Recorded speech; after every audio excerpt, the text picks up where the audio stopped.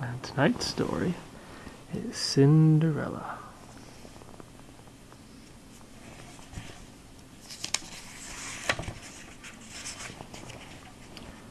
Once upon a time, in a faraway kingdom, there lived a widowed gentleman and his lovely daughter Ella.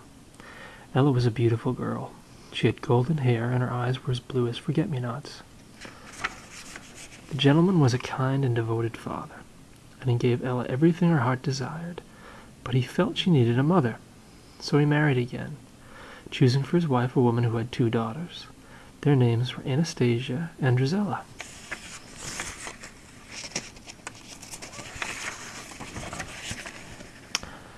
The gentleman soon died. Then the stepmother's true nature was revealed. She was only interested in her mean, selfish daughters.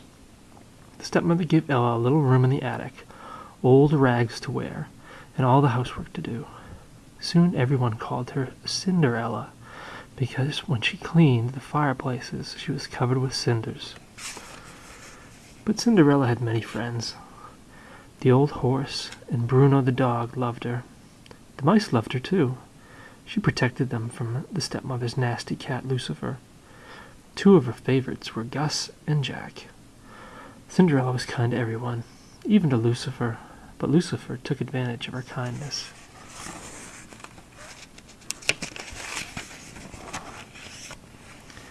Lucifer liked to get Cinderella into trouble. One morning, he chased Gus onto Anastasia's breakfast table. She screamed and blamed Cinderella.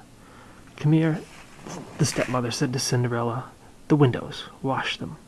Then scrub the terrace, sweep the halls, and of course there's the laundry." In another part of the kingdom, the king was worried about his son. "It's time he married and settled down," he told the Grand Duke. "But sire," said the Grand Duke, "we must be patient." "No buts about it," shouted the king. "We'll have a ball tonight. It will be very romantic. Send out the invitations."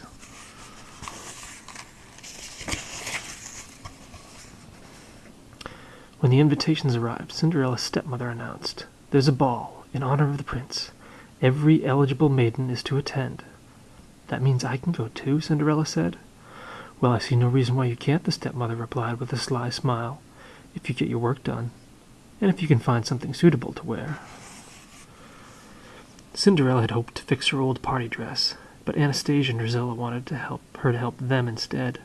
The stepmother kept her busy too. Cinderella worked hard all day long. When she finally returned to her little attic room, it was almost time to leave for the ball, and her dress wasn't ready.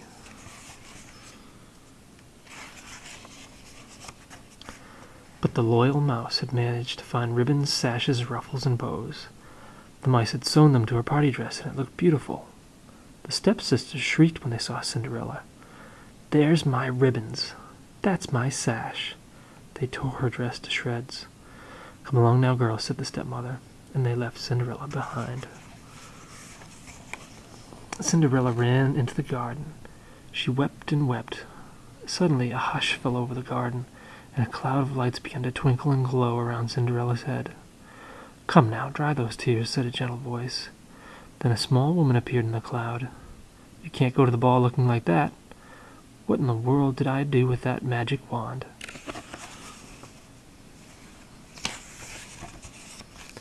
"Magic wand?" gasped Cinderella. "You must be your fairy godmother," the woman replied, pulling her magic wand out of thin air. "The first thing you need is a pumpkin." A cloud of sparkles floated across the garden. A pumpkin rose up and swelled into an elegant coach. The mice turned into horses, and the old horse became a coachman, and Bruno became a footman. "Well, hop in, my dear," said the woman. "But my dress," said Cinderella. The fairy godmother looked at it. Good heavens! With a wave of her wand she turned the rags into an exquisite gown. On Cinderella's feet were tiny slippers.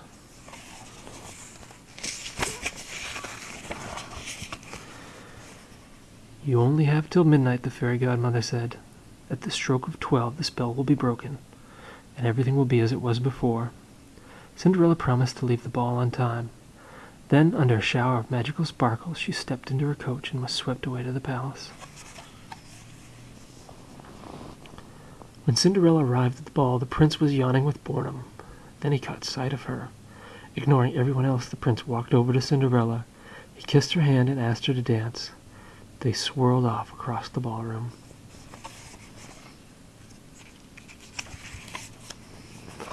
The prince didn't leave Cinderella inside all night.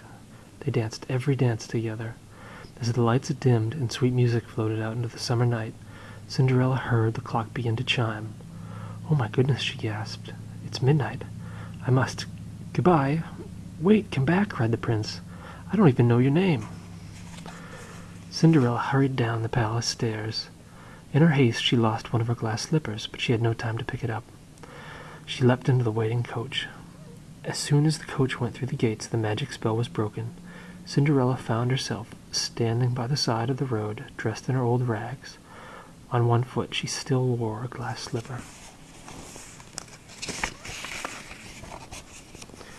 Her coachman was an old horse again, and her footman was Bruno the dog. Her coach was a hollow pumpkin, and her horses were 4 of her mouse friends. They looked sadly at Cinderella. They all hurried home. They had to be back before the others returned from the ball. The next day, the stepmother told the girls that the Grand Duke was coming to see them. "He's been hunting all night for that girl, the one who lost her slipper. That girl shall be the prince's bride." Cinderella smiled and hummed a waltz that had been playing at the ball. The stepmother began suspicious. She locked Cinderella in her room.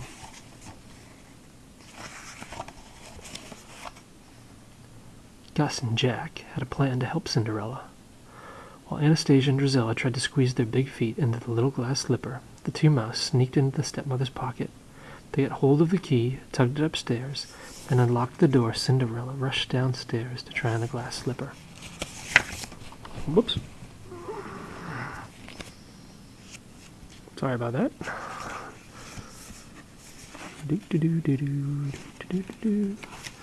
There we go. "May I try it on?" Cinderella asked. The wicked stepmother fumed.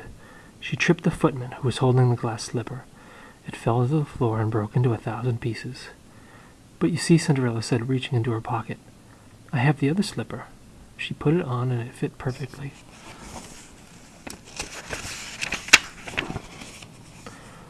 From that moment on, everything was a dream come true. Cinderella went off to the palace with the happy Duke. The prince was overjoyed to see her, and so was the king. Cinderella and the prince were soon married. In her happiness, Cinderella didn't forget about her animal friends. They all moved into the castle with her.